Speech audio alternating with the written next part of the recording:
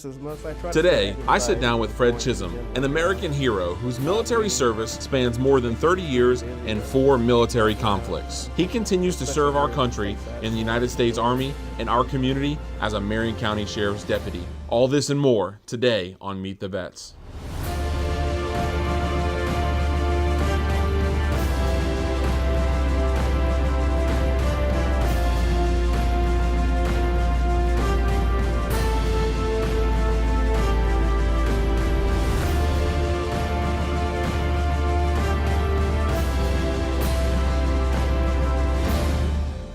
Thank you so much, Command Sergeant Major, for being with us today.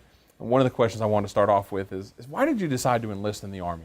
Because I wanted to go to college, so I thought it was probably one of the easiest ways for me to raise money and pay for my college. Excellent. So what did your family think? Oh, they were hysterical about it. You know, they wanted. I probably was, I guess, the first one in my family to go to college. So. Oh, so they were proud? Very proud. Wow. And so you've accomplished something that is a legacy for your family. Absolutely. Tell me, what was the first day of boot camp like for you? Boot camp was very terrifying. I remember arriving at the training location. I saw this big guy with this big round hat on, my drill sergeant, yelling for everybody to get off the bus. Well, not the bus, but his bus, and to run, and get lined up outside. So that was a very eye-opening experience for me. One of the things that's sometimes just so interesting in talking to our veterans is understanding some of the advanced training they received. Were you able to receive any advanced training? I did. After I got through with boot camp, I was enrolled into what we call a chemical school. Okay. That was my AIT training for advanced individual training. And the acronym is NBC, NCO, which I was designated as. It's the Nuclear Biological Chemical Specialist. And so, which entailed me taking the knowledge that I received back to my unit and trained the soldiers within the command. I had about 160 soldiers at the time, and make sure they all could protect themselves in chemical warfare. Wow, so you had to keep them safe and train them to make sure that in a chemical warfare situation that they knew how to protect themselves. Absolutely. Which wars did you serve in? Oh, back in 1991, I was in the first Gulf War. 97, 98, I went to Bosnia. 03, 04, I went to Saudi. And then in 2012 to 2013, I was in Afghanistan. Tell me exactly, first day in country, what does it feel like?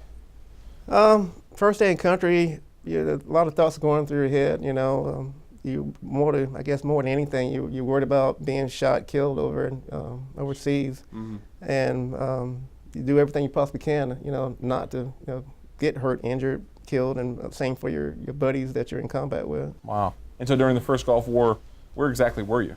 We were all over the country, to be exact, all up and through Iraq, Saudi, a lot of patrols. The company I was assigned to was military police, and I was the only chemical specialist in that unit. And you guys really kept the supply lines. You needed to make sure that those were safe for the folks traveling. That's correct. So how do you find these IEDs and all of the things that you would come up against in these wars? Well, most of it is by word of mouth, for one. We would receive calls from the local populace about, IEDs being placed on the bridges. Oh, really? We also had little small blimps that were up in the air and they could see for miles. And you can normally tell when somebody's trying to place a bomb on one of the bridges or along the roadway. Wow. So, and in addition to that, we had K9s as well. They were very useful in detecting IEDs. K9s were used to go out on patrol with the police, military policemen, mm-hmm. and also some of the other units.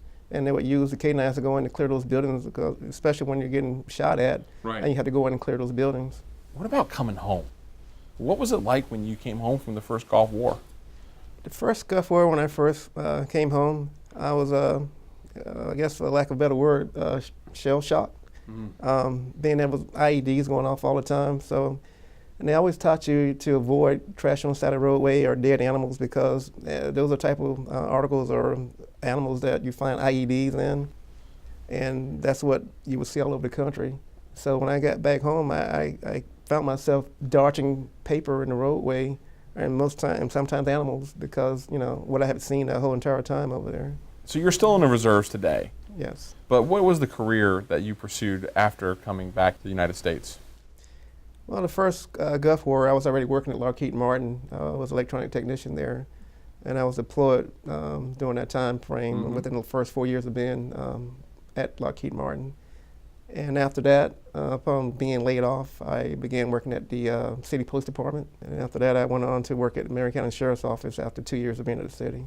Wow, so not only did you serve us out of country, but you continue to service us on a daily basis right here as a lieutenant with the Marion County Sheriff's Office. That's correct. Thank you so much for being here with me today. Thank you for your service. And on behalf of the Board of County Commissioners, we want to just tell you how much we appreciate you. I appreciate it, and thank you very much.